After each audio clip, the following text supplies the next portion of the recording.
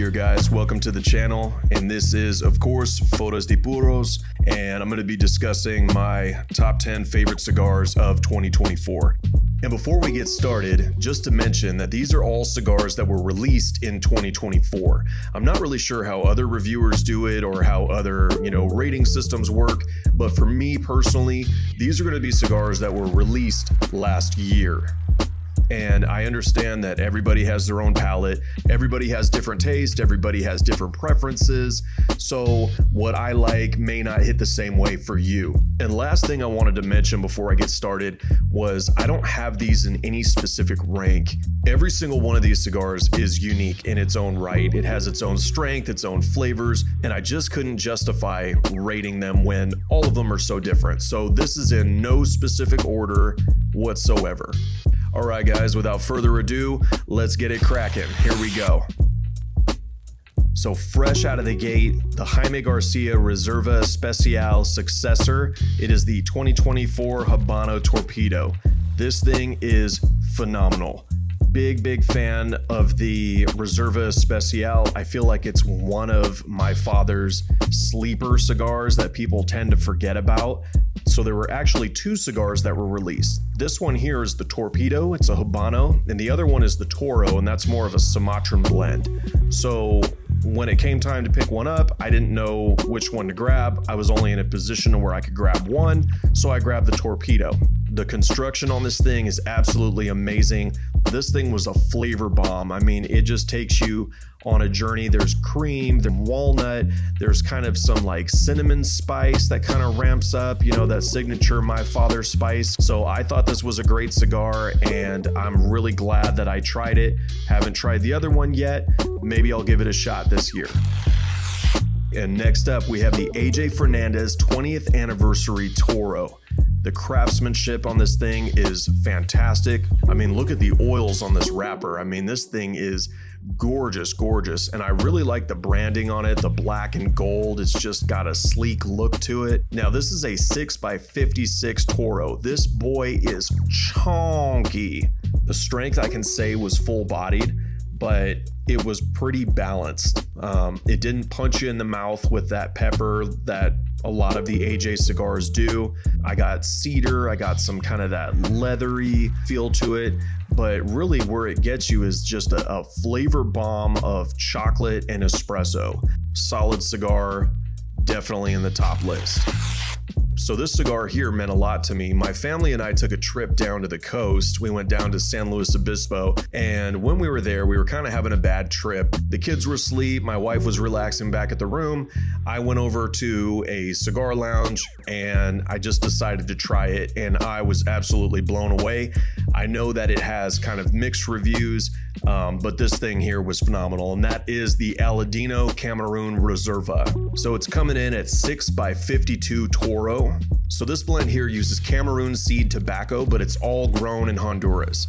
For me personally, this thing was sensational. I got that creaminess, I got that kind of cedar spice flavor that came through, but I also got that dried fruit, that kind of maraschino cherry that everybody was talking about. For me, it kind of came in like the form of a dried fruit, but this cigar was just a banger. I didn't find it super complex, but I found that it was consistent all the way through with the flavors that it was delivering. Probably the best Cameroon cigar that I've had of 2024, if we're being honest. Highly recommend, 10 out of 10. All right, let's move on. This cigar is no stranger to everybody's top lists of last year.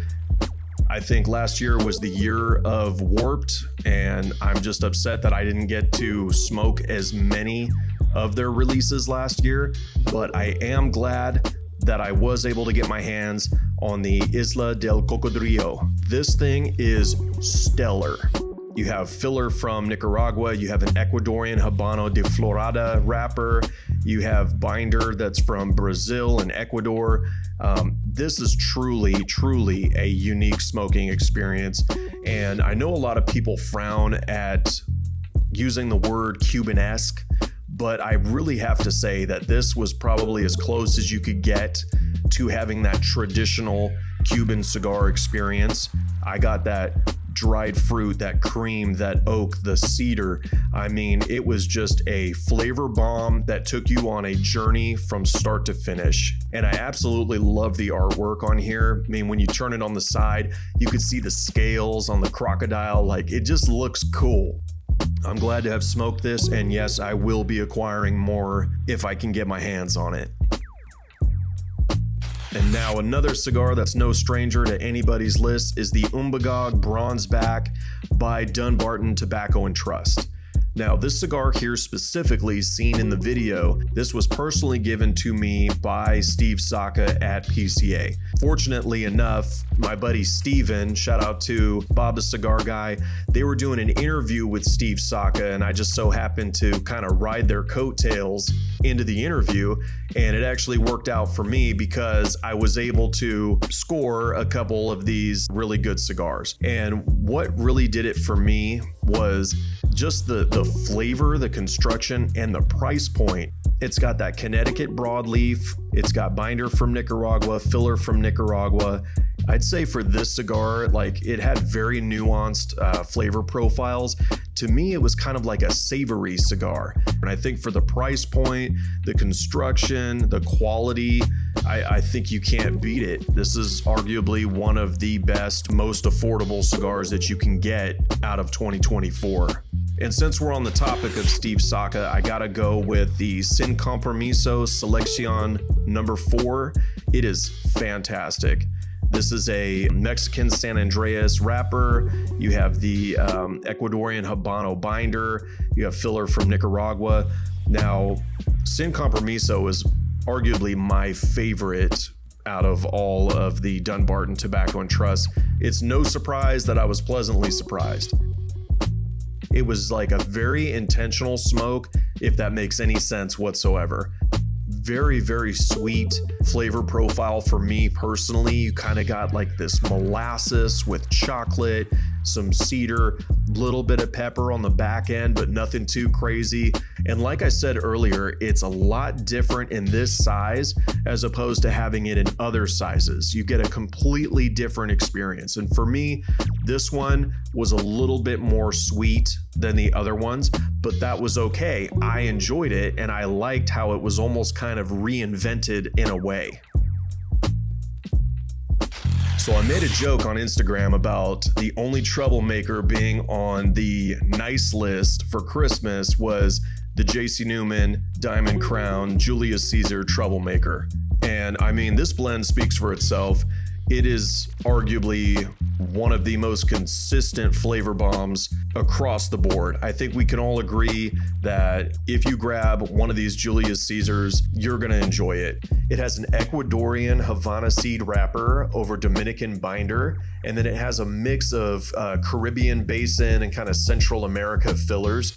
The only thing that's different on this one is the Vitola, and it's coming in at a 5 3/4 by 52 soft perfecto.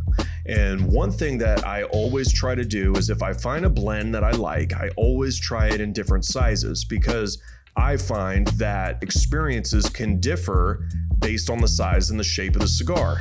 You know, you have the same consistent blend that you love, but this one just takes you on a completely new ride, and that's something that I really, really enjoy. I mean, look at the branding, and that's one thing I always appreciate too, is the branding that JC Newman brings. The box that this comes in, it's like a leather box. It's kind of got that like that velvet dark, you know, purples, and it's just a really beautifully designed cigar. I mean, it's just eye-catching, the band, the artwork, everything about it, and it really does live up to the hype. I think anybody who has smoked cigars that's been around for a little while can all attest that the Diamond Crown Julius Caesar is a banger.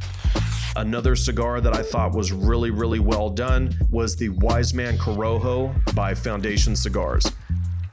Now, if you're wondering if this has anything to do with the El Huense, completely different cigar. Not the same whatsoever. Big fan of both, but very, very different cigars, different flavor profiles. So this one here is the Toro. It's a 6 by 52. It uses all Nicaraguan tobacco coming out of the My Father factory. So the construction was on point. Everything was great. And I thought this was a great cigar. It was a little bit more mild but it was really enjoyable. It kind of had that zesty, creamy, cedar and kind of like a creamy coffee vibe to it, but it all comes together and it complements each other really, really well. And I really enjoyed it.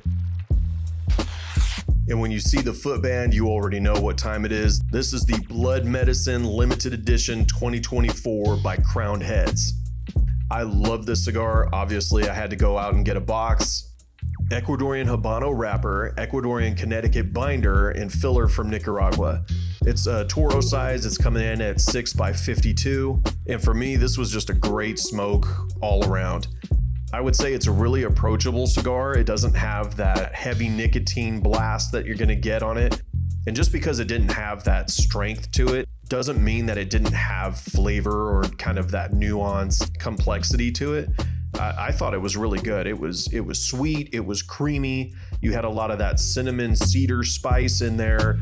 And I knew it had been a while since I think 2022 since they released a Blood Medicine. So obviously I was very excited to try this one. And from everything that I've heard, this one was actually better than the 2022 blend. And I haven't had that one, but I've had this one and I really enjoyed it. So when you think about boutique brands that punch above their weight class, you have to mention Stolen Throne. And the staple of that brand is Crook of the Crown. And this is the Crook of the Crown 5th anniversary Corona. It's coming in at 6x46. It's got the Mexican San Andreas wrapper. It has Indonesian binder and filler from Nicaragua. Everybody loves Crook of the Crown. It is one of those cigars that delivers every single time. It is loaded with chocolate, with that pepper, some sweet cream. A lot of people compare it to kind of having that Mexican hot chocolate flavor profile.